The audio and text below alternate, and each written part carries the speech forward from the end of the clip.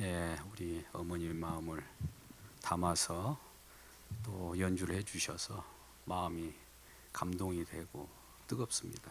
이런 감동 가운데 부모님의 은혜에 보답하는 우리 모두가 되기를 주님의 이름으로 축복합니다. 옆분에게 인사합니다. 부모님 은혜에 감사합시다. 인사하겠습니다. 부모님 은혜에 감사합시다. 우리의 부모님은 어디에 계실까요? 이미 부르심을 받은 분도 계시고 또 이 땅에 현재 존재하지만 우리가 이 땅에 와서 잠시 머물다가 가기 때문에 영원한 처소가 아닙니다. 우리는 본향을 향하여 달려가는 나그네의 경주를 하고 있습니다. 우리의 끝을 알고 우리 부모님들에게도 효도하고 또 공경하고 감사하고 또 자녀들은 우리 부모님을 향하여 날마다 생각하고 우리 주님을 바라볼 수 있는 부모님을 통해서 주님을 바라보는 우리 모두가 되기를 주님의 이름으로 축복합니다. 현 사회가 너무 각박하게 돌아가고 있기 때문에 사람들은 어르신들의 말씀을 듣기를 거부합니다. 아마 신세대들의 특징이라고 해서 MZ세대라는 말을 하게 되는데요. 그 MZ세대의 특성을 아마 고유한 권한인 양 남발하고 있습니다. 사실 성경 속에서 보면 마지막 때에 우리가 디모데후서 3장을 보면 부모를 거역하며 방탕하며 세상을 사랑하며 이런 내용 속에 들어있는 자녀들입니다.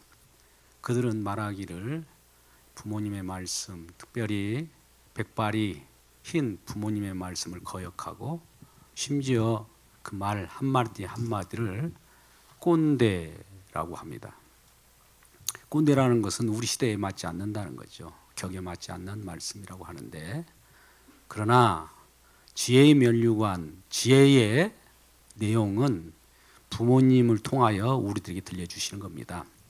하나님 먼저 우리에게 부모를 있게 하는 것은 부모님을 통해서 하나님의 말씀을 전달하라고 우리 부모님을 존재케 하신 겁니다.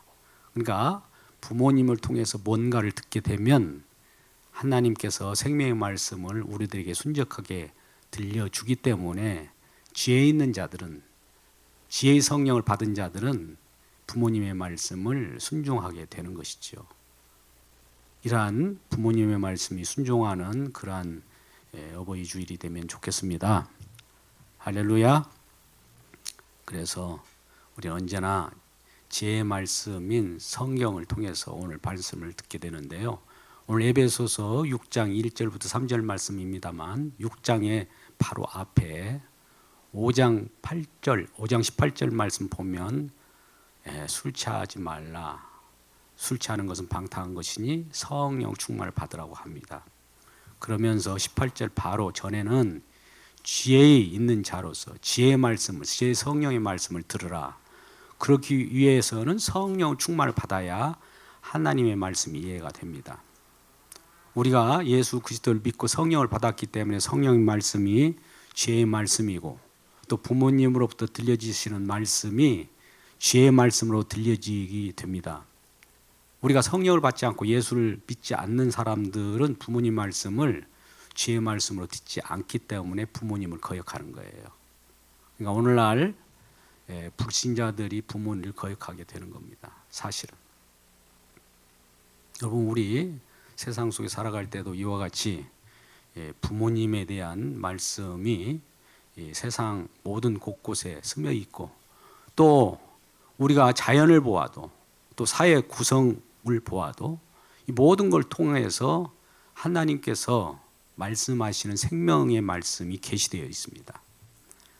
하나님 창조하실 때 우리 주님을 위한 창조거든요. 예수 그리스도를 위하여 창조되었습니다. 할렐루야. 그렇기 때문에 자연 만물을 통해서도 그 속에서 예수님의 계시가 스며 있습니다. 로마서 1장 20절 이하의 말씀도 말씀하거니와 우리가 자연의 모든 부분들, 특히 우리는 창세기 1장 29절 말씀 보면 씨 맺는 채소와 씨 맺는 나무를 먹거리로 주셨다고 해요. 이 말은 씨를 통하여 무엇인가 말씀하고자 하는 내용이라는 거죠. 우리가 열매의 씨를 보더라도 이 씨가 뭐냐? 생명을 탄생하는, 심으면 낳고 심으면 낳고 심으면 낳는 그러한 씨라는 겁니다. 부모님도 씨를 낳는 겁니다. 그래서 생명을 탄생하는 그러한 책무를 가지고 있기 때문에 부모님은 과연 우리들에게 위대하기도 하고 정말 우리가 존경해야 하는 분들입니다.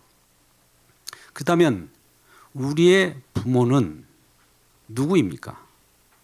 우리의 부모님은 누구입니까? 이런 질문을 한번 해보시죠.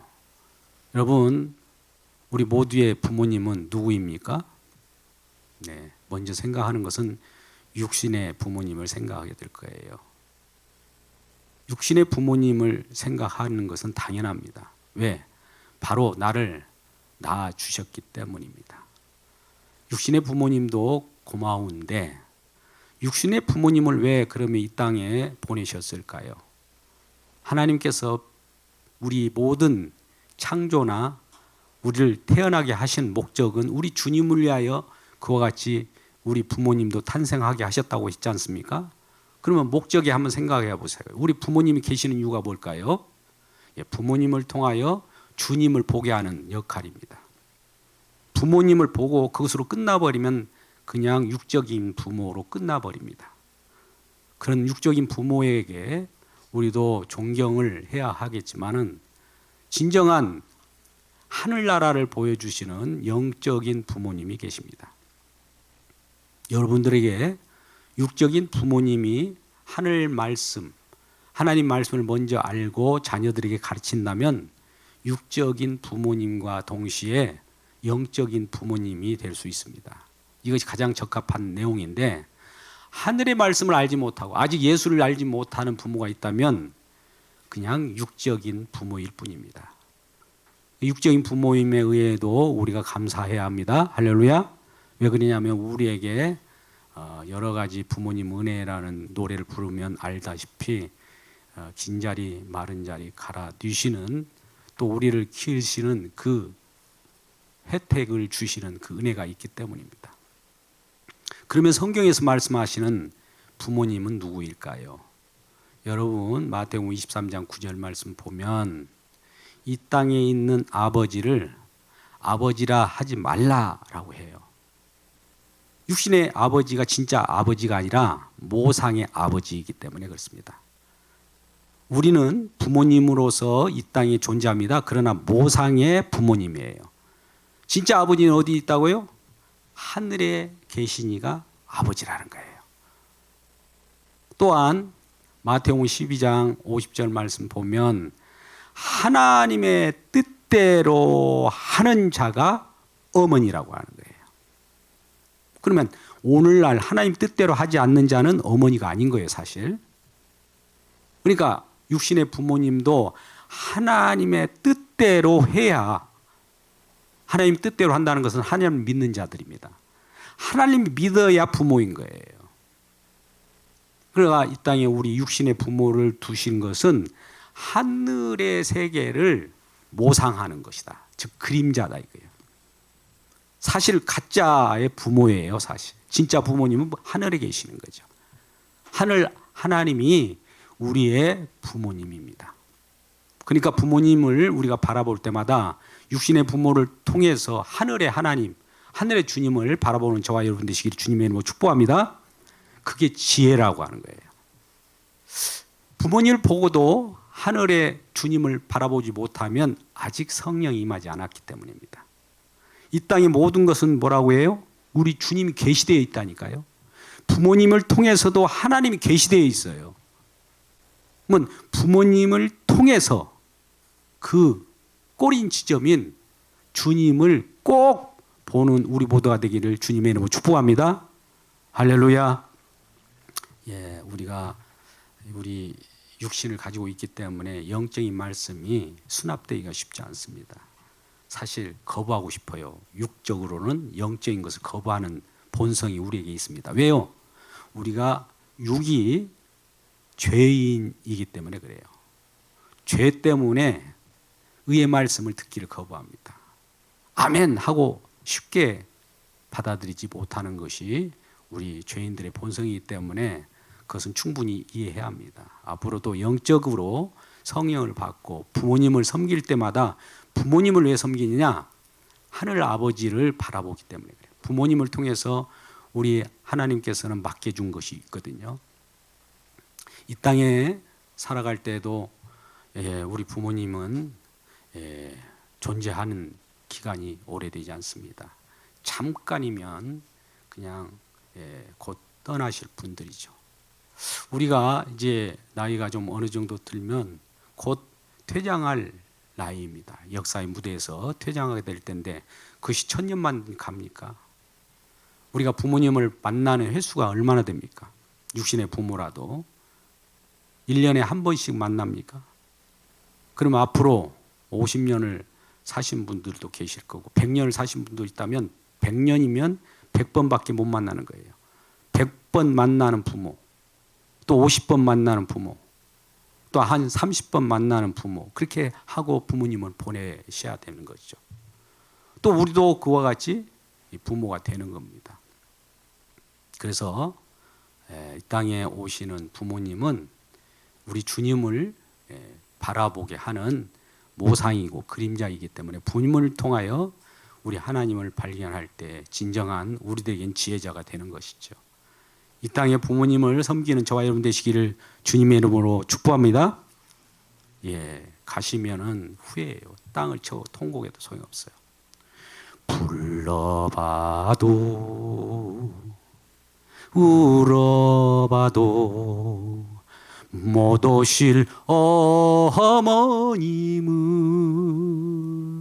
원통에 불러보고 땅을 치며 통곡해요. 다시 못 올 어머니여, 불초한 이 자식은 생전에 지은 죄를 엎드려 빕니다. 할렐루야. 우리 부모님이 돌아가시면 그때는 후회해도 소용이 없어요. 기회는 이미 끝나버린 겁니다. 부모님 살아 계실 적에 성심성의를 당하여 부모님 자꾸 아련하고 찾아가고 전화하고, 또 부모님이 혹시나 예수님을 안 믿으면, 예수님을 안 믿으면 어떻게 될까요? 죽으시고 결과적으로 지옥에 가서 고통을 당하니까 빨리 효도하는 마음은 예수님을 전달해서 부모님도 예수 믿고 주님의 부르심을 받고 소천하여서 천국에서 또 만날 날 기약하는 우리 모두가 되기를 주의 이름으로 축복합니다. 할렐루야. 그렇다면 이 부모님의 역할, 즉 성경에서 말씀하시는 부모님은 무엇을 하는 분들일까요? 성경에서 말씀하시는 부모님, 우리는 이 구약 성경을 통해서도 또 신약 성경을 또 좀 이따 보겠지만 구약 성경에 보면 출애굽할 때에 나타납니다. 출애굽할 때에 부모 세대가 출애굽했어요. 그리고 출애굽한 이후에 광야라고 하는 도정 속에서 자녀들이 탄생합니다. 그러니까 먼저 있는 세대가 부모 세대예요. 그리고 광야에서 탄생한 자녀들이 있겠죠. 먼저 경험한 것이 뭡니까? 출애굽을 경험한 겁니다. 저 애굽이라고 하는 세상 속에서 구원받고 광야로 저 가나안 땅을 향하여 구원받아 나왔단 말입니다. 그러면 어떻게 구원받았는가를 똑똑히 보았어요. 어린 양의 피뿌림으로 말미암아 죽음의 사자가 건너가는 유월절을 거쳤고, 또한 홍해를 거쳐서 홍해 바다에 마지막 정말 오갈 데 없는 막다른 골목에서 물이라고 하는 장벽이 놓여 있을 때에 여호와 하나님께서 모델로 지팡이를 지시하라고 해요. 지팡이는 하나님의 언약의 말씀이에요. 그걸 대표하는 겁니다. 언약을 던지니까, 언약을 지시하니까 홍해 바다가 갈라지는 거예요. 할렐루야. 길을 낸 거예요. 우리는 앞으로 캄캄한 길이라 할지라도 우리 하나님의 언약의 말씀을 통해서 우리 주님이 계시다면 그곳이 바로 길을 내는 곳이에요. 우리가 끝이 아닌 겁니다. 끝이라고 생각하는 곳에서 주님을 만나시기를 주의 이름으로 축복합니다. 그 속에서부터 길이 나는 거예요. 그리고 홍해바다로 들어가는 겁니다. 그럼 애국 사람들은, 애국 군대들은 지금 이스라엘 백성들이 출애굽에서 저 홍해를 건너서 어디론가 지금 들어가고 있는 거예요. 홍해바다로 들어가니까 저 사람들 바보들이야. 왜 홍해바다로 죽으러 들어가네? 이렇게 보는 거예요. 세상 사람들이 볼 때는 예수 그리스도를 믿는 사람들을 저 죽는 사람들이라고 그래요. 왜 저 십자가로 들어가냐? 왜 죽으러 들어가냐? 보지만 한번 반대로 생각해 보세요. 홍해를 건너 나올 때 반대쪽에서 보세요. 물에서 나오는 모습이 어떻게 보입니까? 죽어 나옵니까? 살아나옵니까? 살아나오는 거예요. 이게 바로 우리 주님이 우리에게 허락하신 내용이에요. 우리 힘으로 되는 것이 아니라 우리는 길이 없고 우리는 죽음 그뿐인데 죽음에서 건짐을 받는 자들이 생긴다는 것이죠. 이것을 이미 부모들이 경험했어요. 이미 홍해를 건너온 자들이 부모들이 아닙니까? 그래서 이 부모들이 광야에서 이제 자녀를 낳을 때 자녀들이 커갑니다. 그들에게 뭘 들려줄까요? 내가 이전에 하나님께서 우리의 지도자 모세를 보냈는데 모세를 통해서 하나님이 역사하셔서 우리가 죽음에서 건짐받았다. 또 건짐받기 전에 이런 표적을 행하였는데 어린 양이 죽어서 피를 뿌리는 그 가운데 그 집에 있었을 때 죽음이 몰려왔어. 이걸 장자재앙이라고 하는데 그 죽음에서 우리가 건짐받았어. 이런 얘기를 해주는 것이 부모예요. 그런 이런 말씀을 듣는 자녀들 입장에서는 주님의 말씀을 듣고 보니까 부모님의 말씀을 듣고 보니까 하나님 말씀이거든요. 구원받은 내용들, 경험들, 그러한 증거들을 받을 때 이 자녀가 그 말씀을 믿고 또 새로운 구원을 받게 되는 거예요. 이게 구원이 구원을 이루는 겁니다. 할렐루야. 이게 부모님의 역할이에요. 그래서 자녀들이 부모님들어 그렇게 그런 말씀을 또 들려주세요. 또 들려주세요. 출애굽했던 말씀을 들려주세요. 이런 말씀입니다. 근데 그것으로 끝나는 것이 아니라 구약의 내내 말씀하시는 것은 아브라함을 통해서 모세를 통해서 다윗을 통해서 하는 말씀 모두가 부모 세대들이 겪었던 말씀이고 그 말씀을 경험한 자들이에요. 말씀을 지니고 있어요. 하나님으로부터 말씀을 받았잖아요. 말씀이 뭡니까? 약속이에요. 약속에 씨가 들어있어요. 그 씨를 자녀들에게 심어주면 생명을 낳는 거예요. 할렐루야. 우리가 자연 속에서도 육신의 부모들 또 씨를 심어서 허리에서 뱉게 되는 씨를 심으니까 자녀들이 탄생하는 것과 같은 겁니다. 비유적 표현이지만.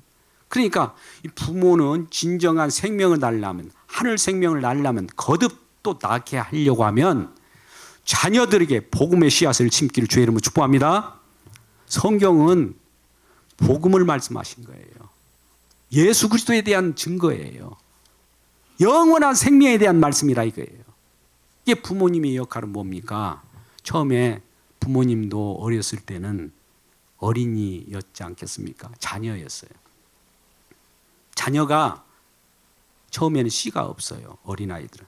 이제 점점 부모님의 씨를 배태해서 또 우리 허리에 자녀들이 점점 성장하고 청년 때 되면 이제 씨가 성장하여서 장성하게 됩니다. 그래서 결혼을 하고 또 어른이 됩니다. 그러므로 결혼하여서 또 씨를 낳습니다.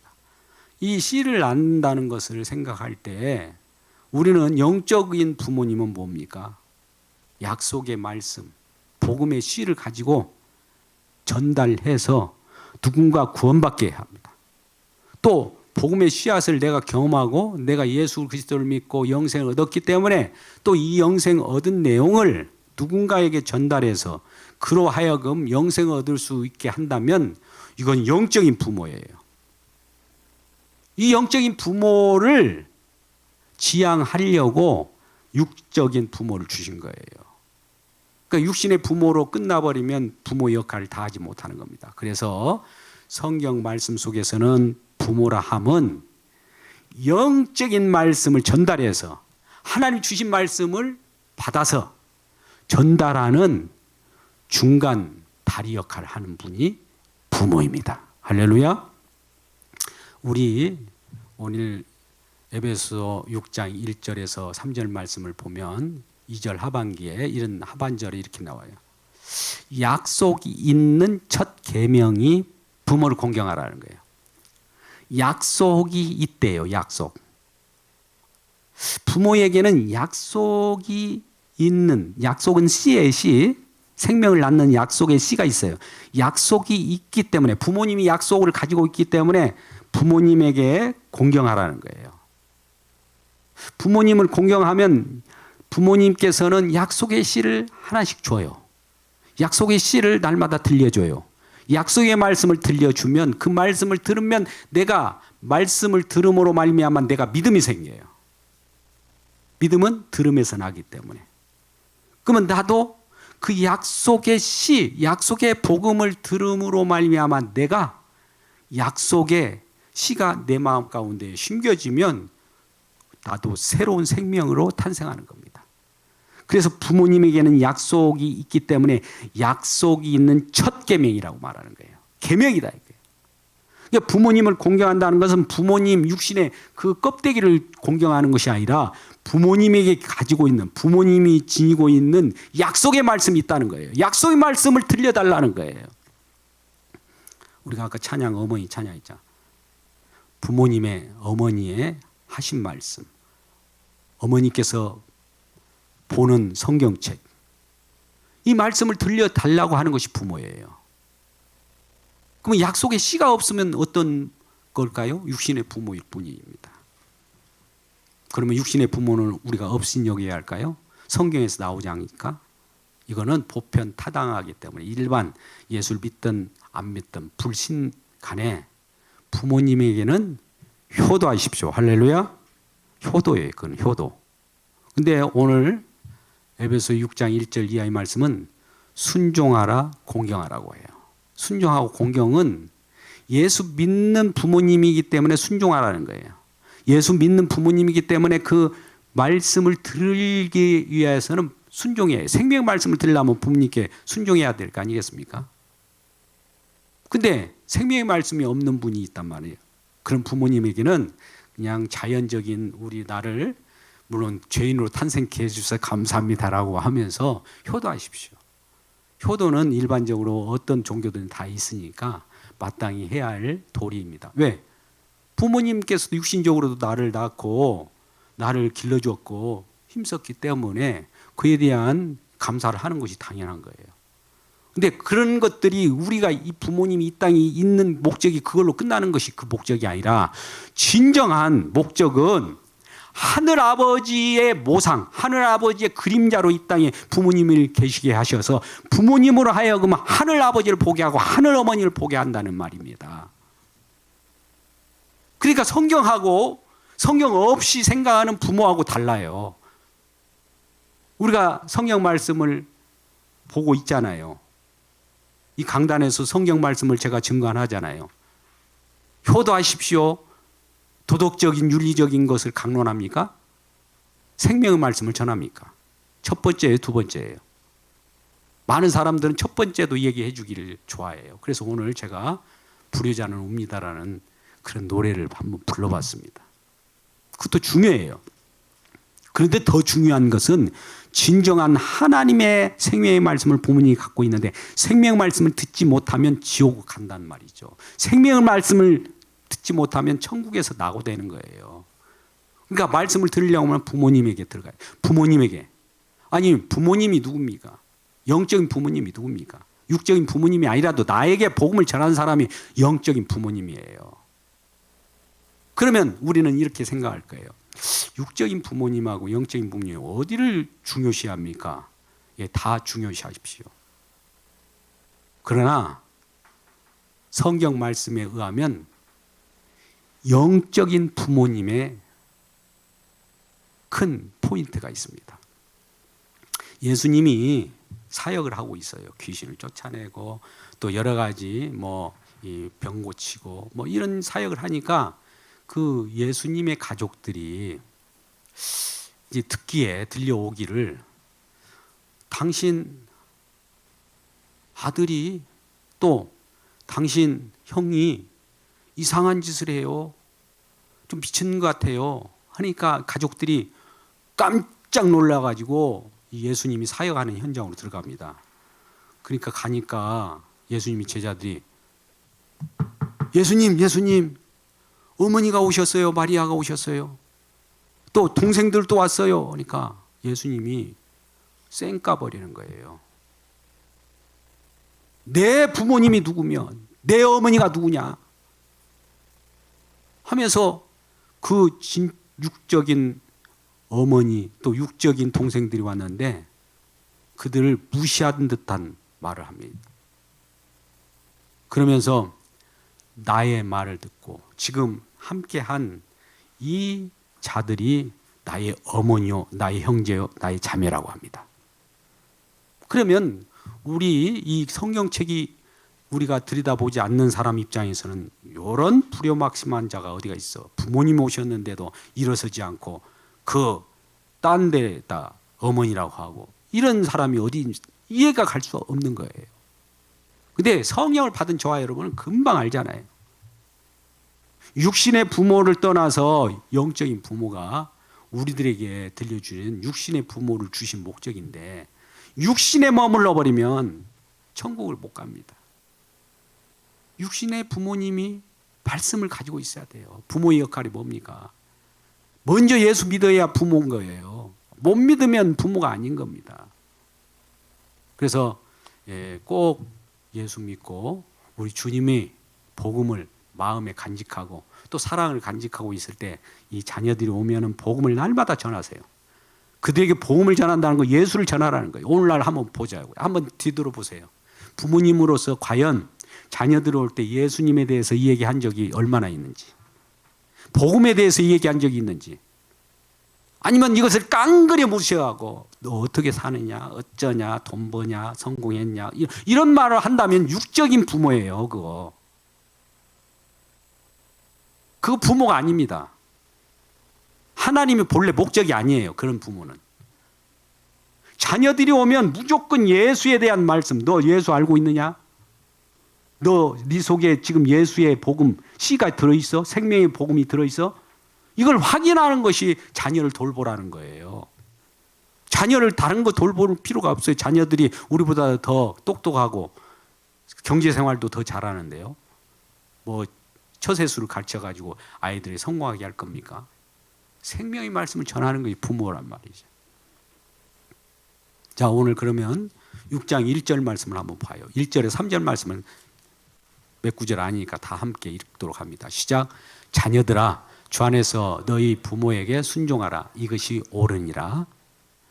내 아버지와 어머니를 공경하라. 이것이 약속이 있는 첫 계명이니 이로써 내가 잘되고 땅에서 장수하리라. 이 말씀을 좀 기억하십시오. 처음에 뭐라고 그래요? 자녀들아 그러잖아요.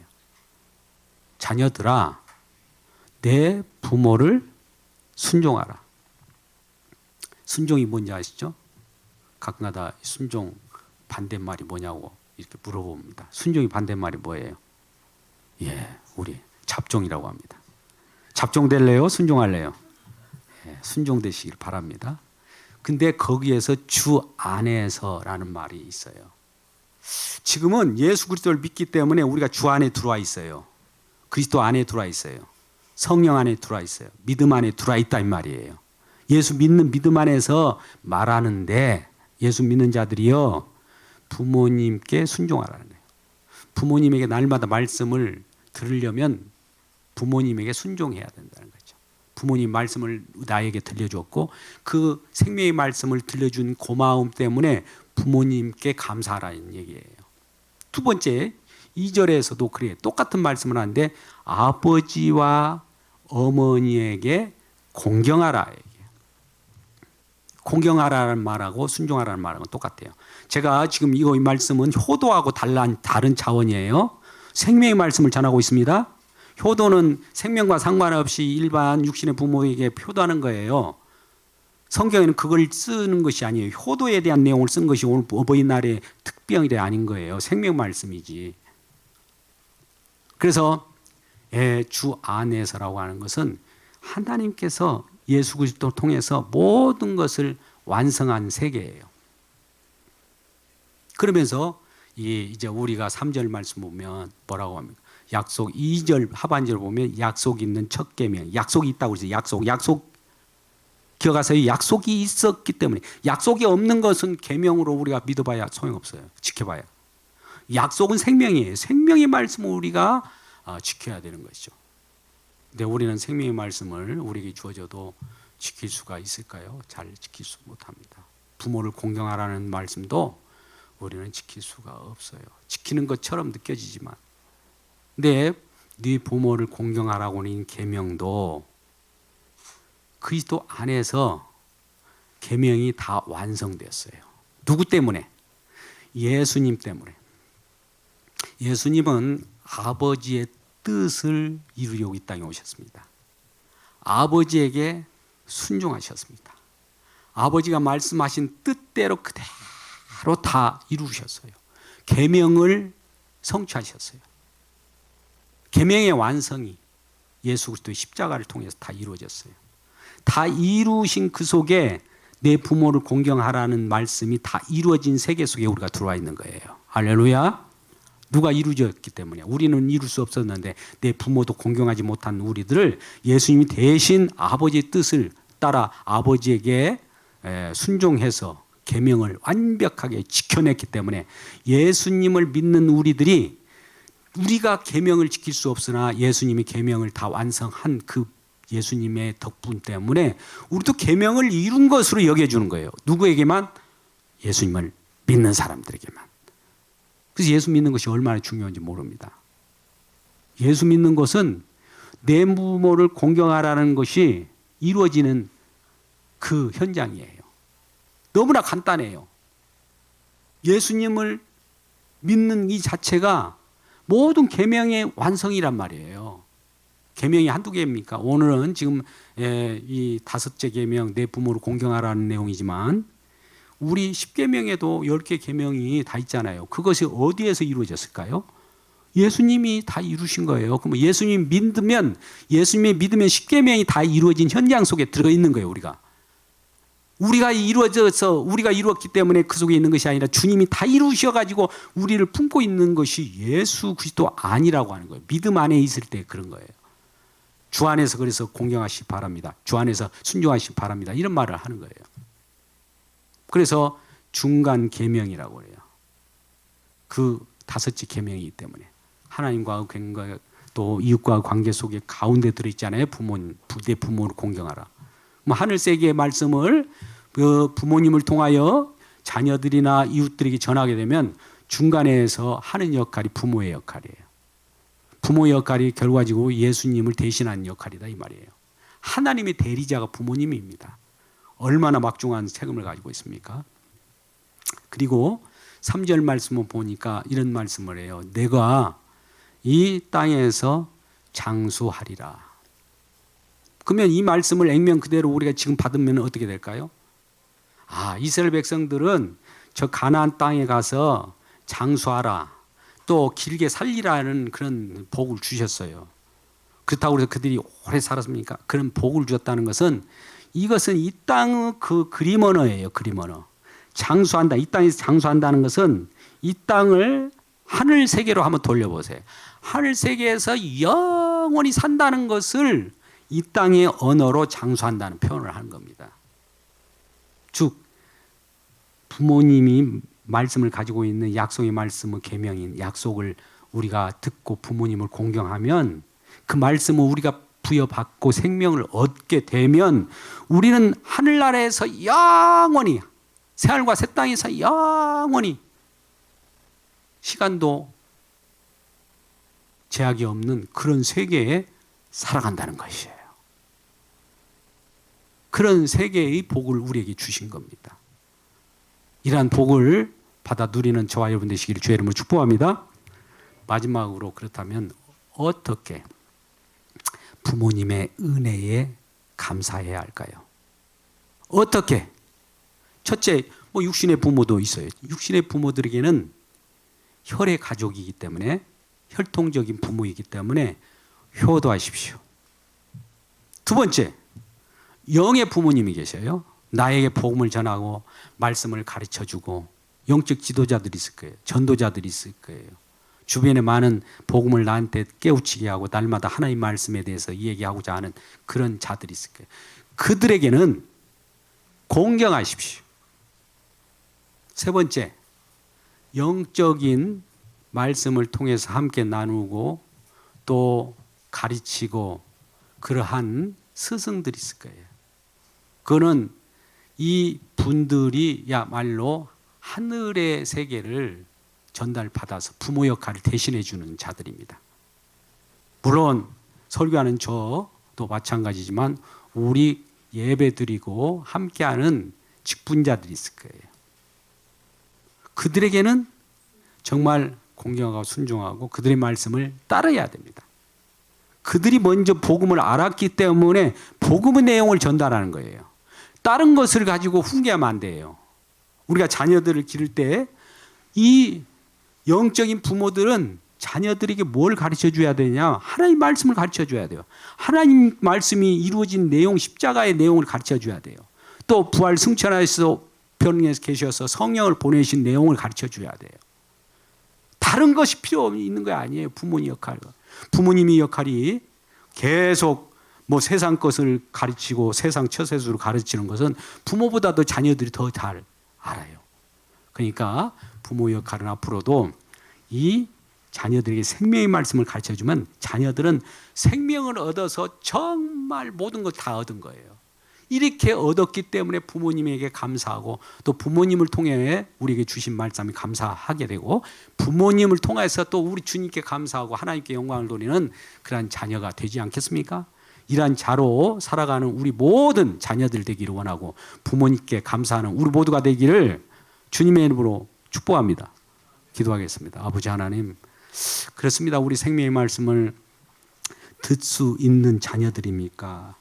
정말 과연 부모님을 통해서 우리가 말씀을 듣게 될 텐데 부모님께서 말씀을 가지고 있기에 우리는 부모님을 감사할 수 있고 부모님 은혜에 우리가 감사를 표현할 수 있습니다. 하나님께서는 부모님을 대리자로 세웠습니다. 말씀을 그들에게 입게 하여 주셔서 그들 속에서 나타난 예수 그리스도가 증거될 때 그 예수 그리스도를 받아들이는 우리들이 예수 그리스도를 믿고 또 다른 생명을 탄생하고 또 다른 생명을 탄생해서 이 땅에 무궁한 생명으로 영원을 사모하는 자들 모두가 예수 그리스도 안에서 생명을 얻고 하나님께 찬송하는 귀한 세상이 되게 하여 주옵소서. 예수님의 이름으로 기도드리옵나이다. 아멘.